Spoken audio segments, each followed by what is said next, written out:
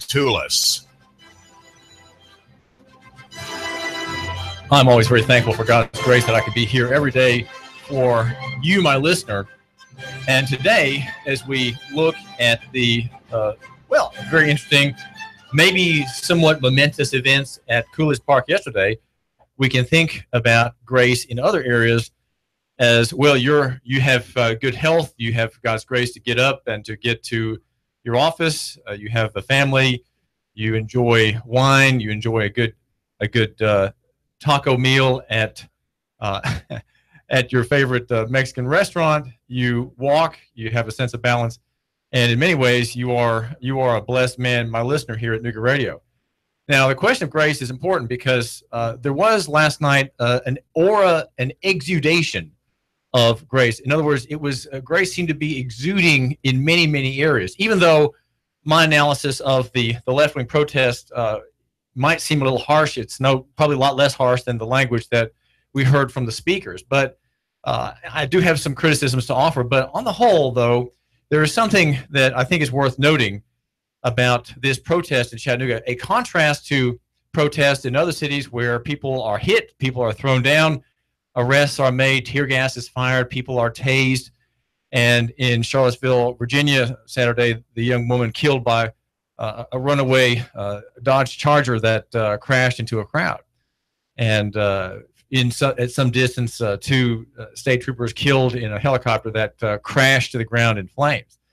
Here, there was not any of that. And I think we have David Roddy, the chief of police, and Mayor Andy Burke to thank for at least part of that effort to keep teeth in the mouth, to keep not fangs bared but fangs hidden away, and also we have other things I think as well that are maybe a little bit harder to describe or to pin down as causes for the pacific and quiet and peaceful gathering yesterday, in which there were no explosions, there were no uproars, there were no arrests that I know of. I was there the whole event until darkness fell, and saw nothing out of the ordinary. No scuffles. Though there may have been something out of my view.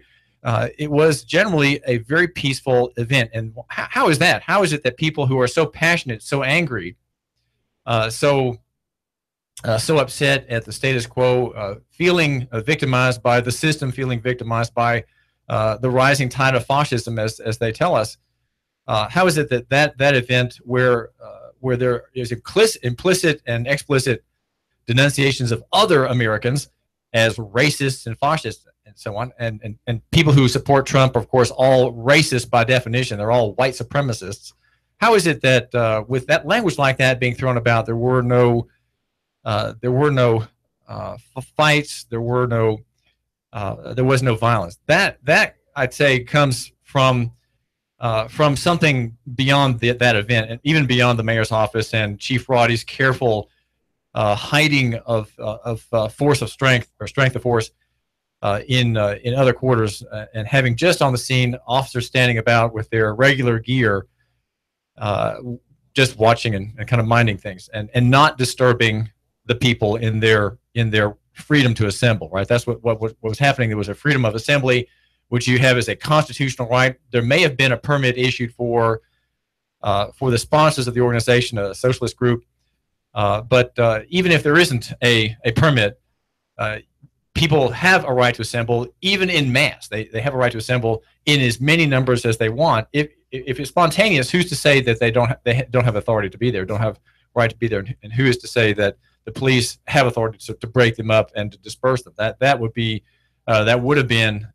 an unlawful exercise of power. But there they were, permit perhaps on the main group, but others were there as well, assembling among like-minded people, and having discussions. I would say that there was no Trump presence. Okay, this event had a sort of counter protest near it, but it was very difficult for me, passing among the crowd and just kind of listening and watching. It was difficult for me to see that people who supported Trump were there in numbers, that they were there in a coherent, self-identifying group.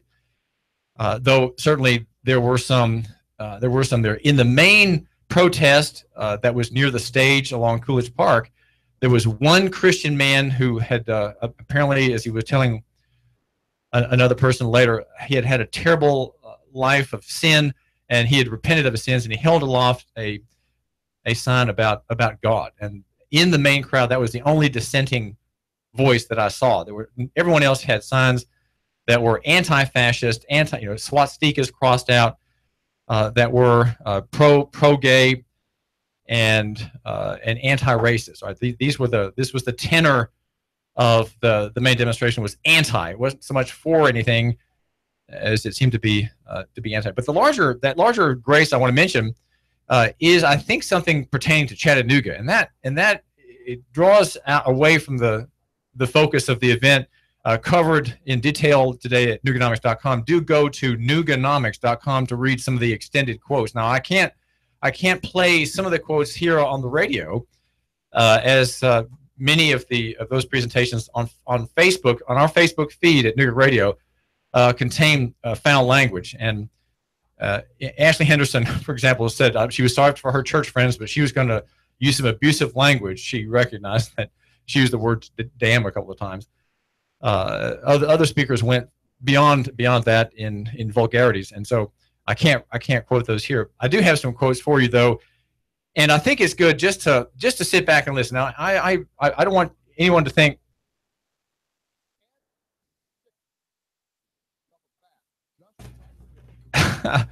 I don't want you to think that playing, quoting in detail the speakers somehow implies an endorsement. You, my listener, are a grown man. You are someone who doesn't need to be handheld. And so let's hear a man named Maddie, who is connected with Mercy Junction. Oh, who has all right, let's try this again. Mercifully brief. I'm Maddie. I'm with Mercy Junction Justice and Peace Center right here in Chattanooga, Tennessee. Let me tell you a little bit about myself. I am a transgender two-spirited. I am differently able. I have been on disability for the past 27 years. And I'm also a Native American person of color.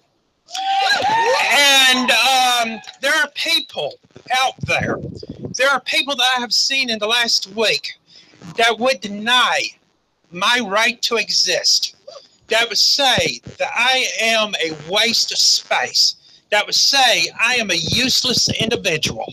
Well, ever since I've been differently able, an all-right person would say, hey, I'm useless. Why don't somebody do something about me? Well, yes, I've been disabled for the past 27 years, but I've also been an activist for the past 27 years, and I've been an activist longer than that. And in this past years, I have worked on a variety of issues of Earth rights, Native American rights, LGBT rights, homeless issues, mental health issues. Now, here's a man who's done a lot of work, and I think you, my listener, can just really appreciate his passion. I've done community service, and I do not think me or anybody else that is differently able is a waste of space. And I do not think that people of color are a waste of space or not worthy of life. I do not think the LGBT community cannot contribute great things to this society that we live in. No doubt he's right. And I am standing up here speaking out against the hate that is going on in this country, that's going on in the highest office in this land, that is being supported by the highest office in this land. President Trump, in other words. I am speaking out against the white supremacists, the neo-Nazis, the Nazis. Let's just call them Nazis. And let's just say that as a people, we can all come together. And each and every single one of you, if you can accept me for who I am, you can be my friend. And I can be your friend. Well, Maddie, who is one of the speakers last night, accuses everyone else who disagrees with him as having genocidal thoughts, who would execute and destroy and bury alive, if possible, homosexuals and differently abled people and Indians and maybe even other minorities such as women. These accusations are very colorful, but they're not very realistic. You have to admit that even you, my listener, who may actually know a Klansman, I've known a Klansman. It was in the printing business, a very gentle, giant sort of fellow.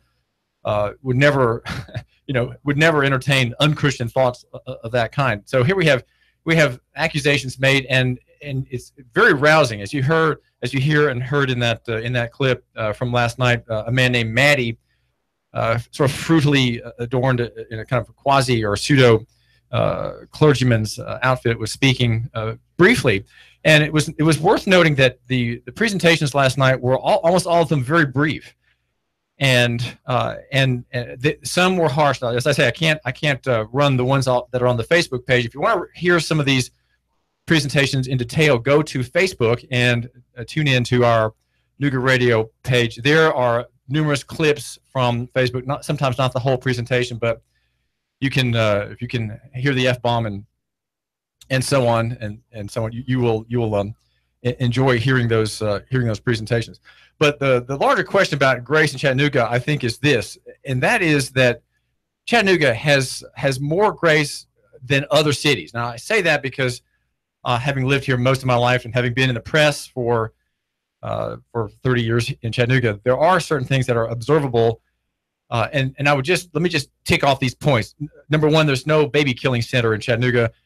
Chattanooga Women's Clinic has been closed for more than 20 years, shut down by Christians. The owner of the property, a devout Presbyterian, went into bankruptcy, and the building was brought from him. There is a strong Christian interest in Christian education. I was last night at Hildreth Higher Learning, a Christian tutorial service that has hundreds of homeschool families taking particular classes there 1 day a week or 2 days a week. A strong Christian educational interest. There are many devout people who are wealthy as entrepreneurs. They donate their money generously. There's the McClellan Foundation in town that helps the rich give away their money. There's also, on the part of the police department, compared to other cities, a considerable lenity and mercy and you might say politeness vis-a-vis the people, something that you don't see in other cities where you have executions of blacks, you have lethal taserings of women in summer dresses in custody. I was just reading yesterday of a case of that kind. A very slight woman. She was bound, she was hooded, and she was tased 4 times unto death by courageous police officers. We don't have that here as much, and so I would say these are signs of grace in the larger context, and we're trying to measure these things by these outward forms, and so there, and of course there are many devout people. There are many Christian people here who, to some degree or another, believe that God's in charge. Right? They believe He's in charge of their personal lives, and a few believe that He's in charge of the larger sphere, that He's in charge of cities as a whole. And those that confidence is borne out. Now, I want to get just quickly to the best presentation, since you just have another minute or two. The best presentation that was made last night was Beth Foster. Initial discussion. Housekeeping things that I want to share with you guys real quick. This is hold on, this is not quite. Oh, that's right. Quite a Beth Actually, Foster, but she has housekeeping. I want to. We're going to do some quick, know your rights tools for you guys, and we'll have Beth Foster come up from Mercy Junction. Give her a hand as she comes.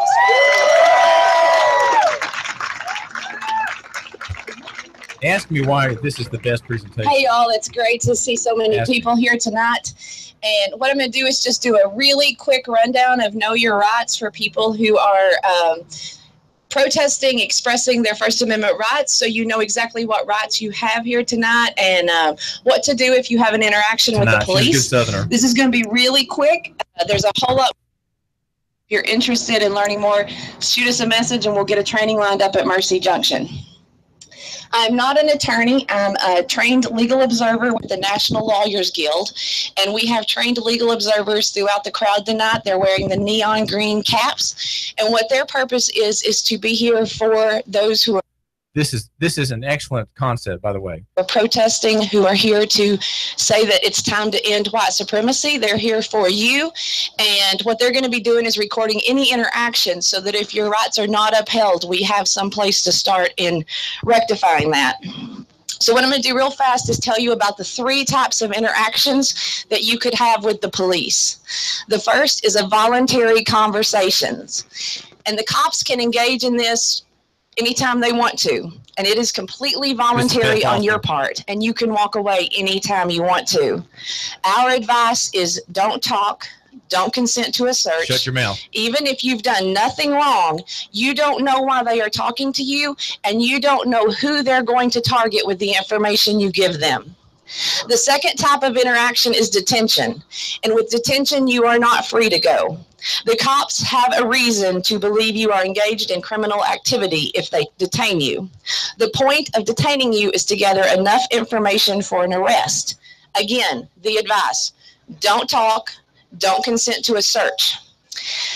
A defense attorney that I've worked with quite a bit reminds people that he's seen a lot of people talk themselves into an arrest, but he's never seen anyone talk themselves out of it. So don't talk. The third type of interaction is an arrest, and the police at this point are supposed to have evidence. So how do you know which stage you are in with the police? You should always ask at the first question in an interaction with the police is, am I being detained and am I free to go? That's an excellent point. That is the question. Am I free to go? If you're not free to go, you should assume, not quite as Beth says, I suggest, but you should assume that you are under arrest. If you're not free to go, you are arrested. You are stopped. Beth is making a distinction here, which I'm not sure is quite correct, but it's still very good. She's making a general statement here to the crowd, and this is very good advice. Just listen to another minute here. You may have to repeat the question several times. They will avoid answering you. If they say you are free to go, walk. Don't run away. If they say you are not free to go, then you are being detained. If you are being detained, identify yourself either by giving them your name and address or by showing them your ID. The other thing you should say, the only other thing, is I'm going to remain silent. I want to speak to a lawyer. If they say that you are required to answer their questions, they are lying. And police do lie. They will lie about being police, and they will lie about what you do and do not have to do. And do not consent to a search. I'm nodding here. Yes, nodding. This means repeatedly saying, I do not consent to a search. If the cop says, open your backpack, the cop is asking for consent. It may sound like an order, but the cop is asking for consent. If the cop says empty your pockets, the cop is asking for consent.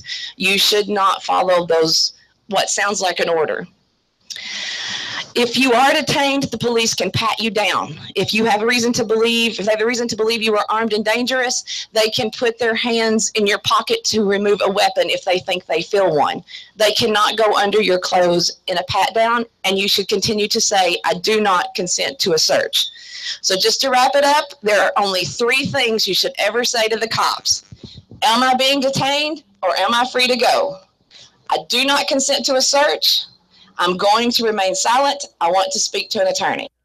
Now that's Beth Foster speaking last night at the Coolidge Park rally. The rally drew 400 people, just under 400 people of both sides. Now, were there sides? Yes, there were sides. There was a line of people holding hands between them that came from the Friends gathering, the Quaker gathering that has, one man told me, about 15 people or so. They invited others to create a line of separation between the 2 groups. The 2 groups were marked this way. The main group of, you might say, socialist, Marxist-oriented, progressive, statist, queer-oriented people, that was the group that was there with a purpose. It had the signs, it had the PA system. And on the other side of the clasped hands was another group, I'd say a motley collection of people. They didn't have much, visually speaking, much signs of what they stood for, what they were arguing for. They were perhaps discontented with what was being said at the main stage. But it was hard for me, as I wandered among them, to get a sense of who, was there a leader, was there a primary spokesman? One man draped in a federal flag was giving an interview to, I think, TV9. But others, I didn't see people who were clearly Trumpers. I didn't see, was hard for me to figure out what the opposition stood on, what was the main flag or color or concept around which it was rallying. It was very incoherent and not unified. There were people apparently standing on the bridge, which I didn't really notice. And back in the far in the shadows, a photographer told me that he saw people connected by some visual sign with the Klan or with a racist organization, white racist organization. I did not see those myself, but it was a peaceful gathering. The mayor and Acting Chief David Roddy were very restrained. They made it. They did not want their presence to be the demonstration. They wanted the demonstration to be the demonstration, not their strength and might. It was a very pacific and peaceful gathering here in Chattanooga. The Tennessee Valley's news, talk, and sports leader, Nooga Radio.